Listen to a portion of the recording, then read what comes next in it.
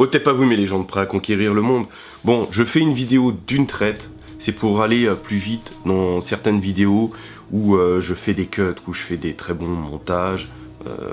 Donc voilà, c'est pour aller plus vite, j'ai des petites notes, comme ça ce sera une vidéo d'une traite sur cette chaîne et on fera tout le temps comme ça. J'espère que ça vous plaira quand même et que vous suivrez les vidéos.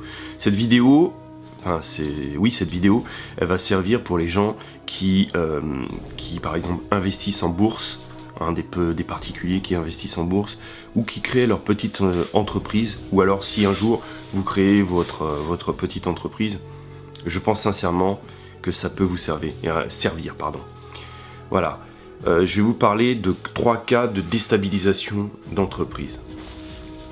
Là on va parler du groupe DCNS.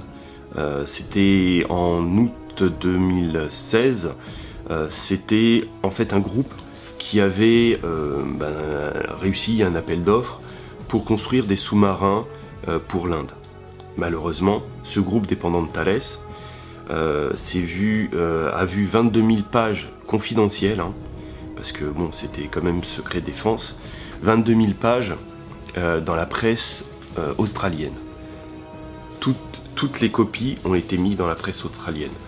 Et ce qui engendrait plus qu'un doute, puisque au même moment, ils étaient en train de négocier avec l'Australie pour la construction de 12 sous-marins de nouvelle génération. Voilà.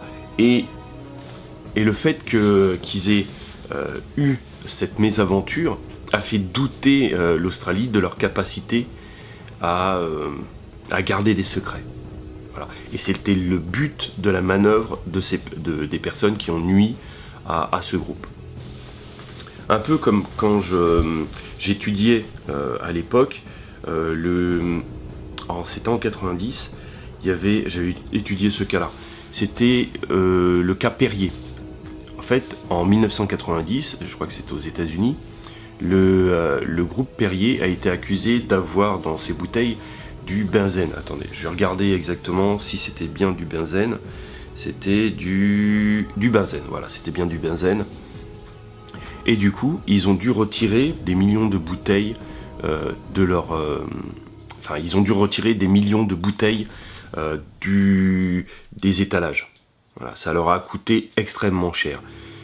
Voilà, c'est un cas encore de déstabilisation d'entreprise. Et ça peut couler une entreprise, et ça peut couler le portefeuille d'un particulier. Si vous avez investi dans une entreprise et que cette entreprise est déstabilisée, forcément, le prix des actions va chuter, ce qui va faire chuter votre portefeuille. A contrario, si il y a des déstabilisations de certaines entreprises et que votre entreprise est dans le même secteur, la confiance va se reporter sur l'autre entreprise et vos actions vont monter. Voilà. Donc il faut bien avoir conscience de ce qu'est la déstabilisation d'entreprise. Et je pense que ce genre de notion peut servir. Est-ce que j'ai d'autres... Oui, j'avais un autre cas à vous présenter. Oui, il y avait le cas de Vinci. À un moment, Vinci, il y a eu une fausse communication sur le licenciement du directeur financier du groupe Vinci. Et le problème, c'est que ça a fait chuter le cours de l'action de 18%. Voilà, il y a ce genre de techniques qui permettent aussi de couler une entreprise. Personnellement, j'avais investi aussi dans l'entreprise Vinci, mais pas à ce moment-là. Et puis j'ai gagné de l'argent. Mais voilà, il faut bien prendre en compte que des fois, il y a des annonces qui peuvent permettre, si jamais vous voyez une entreprise se faire couler comme ça peut être intéressant d'investir. C'est mal, mais voilà. Mais si c'est votre entreprise, il faut bien avoir aussi conscience que ça peut arriver. Attendez, je regarde, voilà.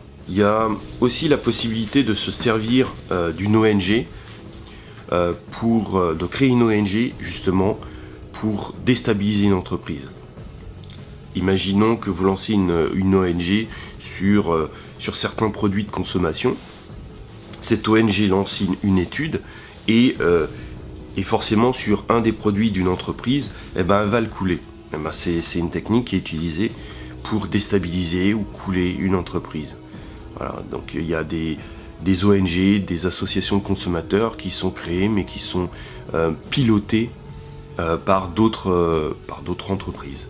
Il y a aussi le fait de servir de caisse de résonance, de se servir des médias comme caisse de résonance. Là, pour le cas de l'Australie, où les 22 000 pages confidentielles sur les sous-marins qui étaient construits pour l'Inde, ont été envoyées à la presse australienne. Ils se sont servis de la presse australienne comme caisse de résonance. Voilà.